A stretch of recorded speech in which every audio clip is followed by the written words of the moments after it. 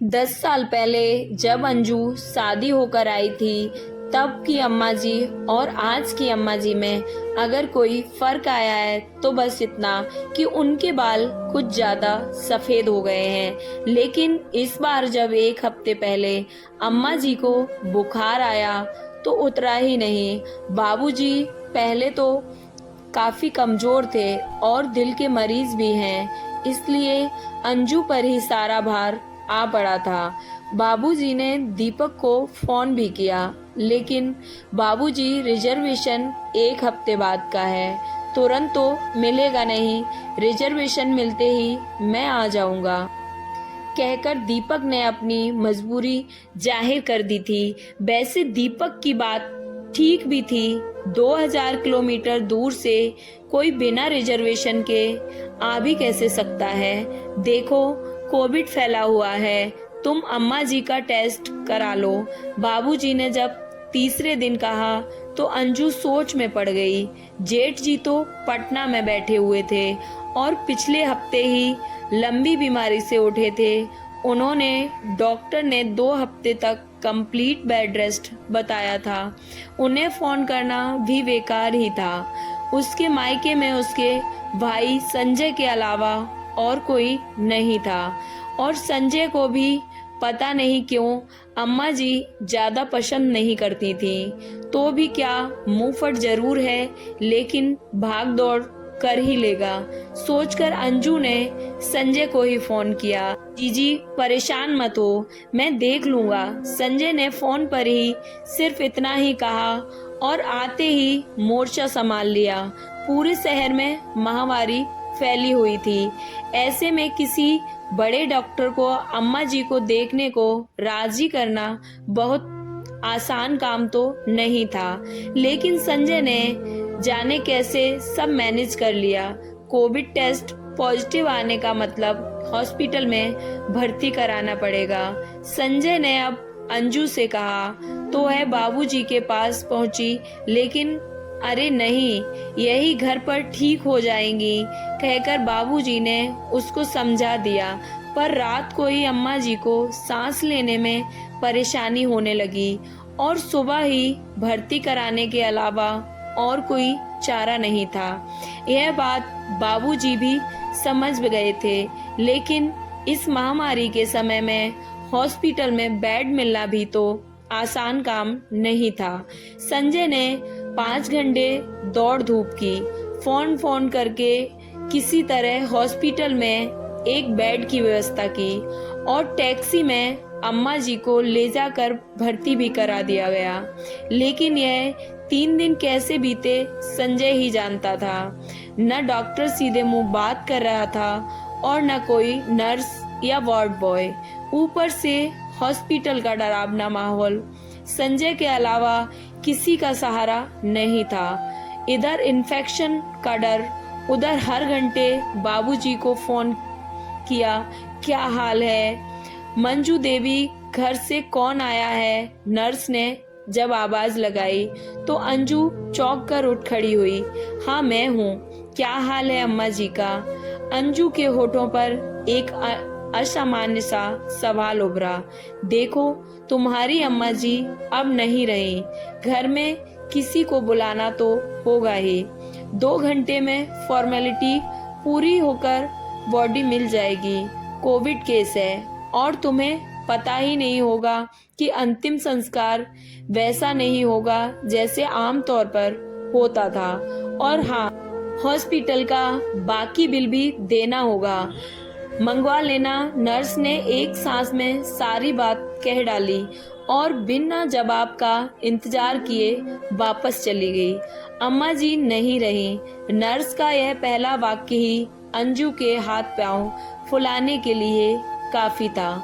उसे लगा कि उसके पांव कांप रहे हैं, वह खड़ी नहीं रह पा रही। वह दोबारा उसी कुर्सी पर ढेर हो गई। दिमाग में तमाम सारे सवाल, ख्यालात उथल पुथल मचाने लगे। जेठ जी अभी बीमारी से उठे हैं और कोविड केस में तो वैसे भी अंतिम संस्कार जल्दी से जल्दी कराना पड़ता है।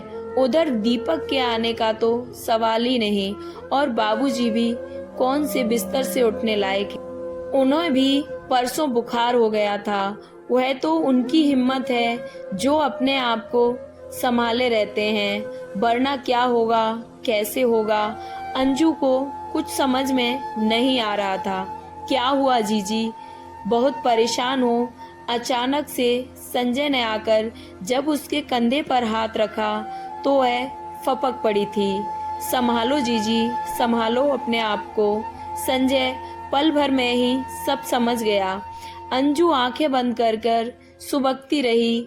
शादी के बाद, इस घर में आने के बाद उसे हालांकि कोई तकलीफ कभी नहीं हुई, लेकिन अम्मा जी ने कभी उसे वह जगह नहीं दी जो उन्होंने बड़ी बहू को दी थी। इसी दिवाली को ही अम्मा जी जब दोनों बहुओं के लिए साड़ियाँ लाईं तो वह बड़ी बहू की साड़ी और उसकी साड़ी में जमीन आसमान का अंतर था। रात को दीपक से अंजू ने दबे स्वर में कहा तो अरे भाभी कॉलेज में प्रोफेसर हैं, उन्होंने तो अच्छी साड़ी पहननी ही चाहिए, तुमको कहाँ जाना है, कहकर दीपक ने हंसकर टाल दिया था। एक साड़ी क्या, जब भी मौका मिलता या दोस्तों या रिश्तेदारों के सामने अगर कभी किसी की प्रशंसा करने की बात आई तो कोई बहुओं के बारे में पूछता है तो अम्मा जी बड़ी बहू की ही शान में इतने कसीदे पड़ती थी कि उसे अपना छोटापन अपने आप महसूस होने लगता था। माना कि बड़ी बहू घर से ज्यादा नगद आया था, लेकिन शादी के 2 साल बाद ही वह ट्रांसफर करवाकर पटना चली गई। तब से अम्मा जी बाबूजी की सेवा, रिश्तेदारों का देखना, आने जाने वालों की ख्याल रखना, यह सब कौन कर रहा था। लेकिन अम्मा जी को यह सब कभी भी नजर नहीं आया। छी, जो चला गया उसके बारे में क्या सोच रही हूँ, अंजू ने अपने आप को कोसा। 1.5-2 घंटे भी हो चुके थे, बॉडी मिलने ही वाली थी। सुनो, इनके घर से और कोई आया, इनके हस्बैंड हैं तो या बेटा हो तो उन्हें बुलाओ। अब बॉडी के साथ तो ज्यादा से ज्यादा 1-2 आदमी ही जाएंगे, रस्में कौन पूरी करेगा। नर्स ने आकर फिर अंजू को टोका।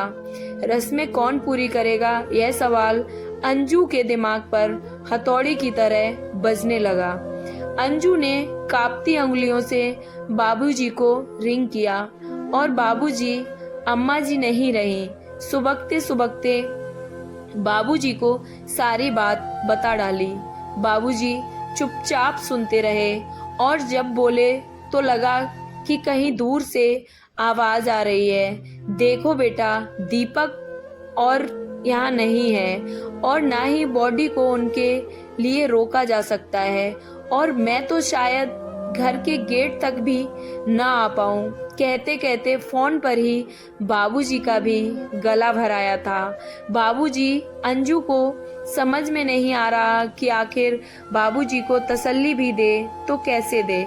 देखो बेटा, मैं तुम्हारी स्थिति समझ रहा हूँ, मैं बहू बेटी में कोई अंतर नहीं समझता, इसलिए बिना किसी संकोच के अंतिम संस्कार की सारी रस्में अब तुम्हें ही निभानी है। और मैं यह भी जानता हूँ कि मैं भी बस 1-2 दिन का ही मेहमान हूँ। मेरी तुमसे यही रिक्वेस्ट है कि दीपक आ भी जाए तो भी मेरे अंतिम संस्कार की रस्में भी तुम ही निभाओगी। मैं ईश्वर से यही प्रार्थना करूँगा कि अगर कहीं पुनर्जन्म होता है तो अगले जन्म में मैं तुम्हारे घर बेटा बनकर आऊं। कहते कहते बाबूजी का भी गला रुध गया था और बाबूजी ने भी फोन काट दिया। हाँ, बॉडी के साथ कौन चलेगा। बॉडी बाहर निकालते निकालते वार्ड बॉय ने आवाज लगाई, मैं चलूंगी। अंजू उठ खड़ी हुई। आप? वार्ड बॉय ने झटका सा लगा। क्यों, मैं इनकी छोटी बहू हूँ, क्या मैं नहीं चल सकती? अंजू ने स्वर में दृढ़ता थी। नहीं, वह बात नहीं है, लेकिन वहाँ जो रस्में वगैरह होंगी वह, वार्ड बॉय ने अब भी कुछ समझ में नहीं आया था, वह सब मैं ही करूँगी। अंजू ने स्वर में अब गंभीरता थी। मेरा मतलब इनके पति या लड़के वगैरह नहीं है क्या? वार्ड बॉय ने अब भी मानने को तैयार नहीं था। सब है, लेकिन इस समय केवल मैं ही हूँ और मैं ही ये सब करूंगी, कहकर अंजू ने चलने का इशारा किया और संजय को साथ आने का इशारा कर बॉडी के साथ वार्ड बॉय के पीछे पीछे चल पड़ी थी। स्टोरी कैसी लगी प्लीज कमेंट करें, चैनल को सब्सक्राइब करें। Thank you. जय श्री कृष्णा।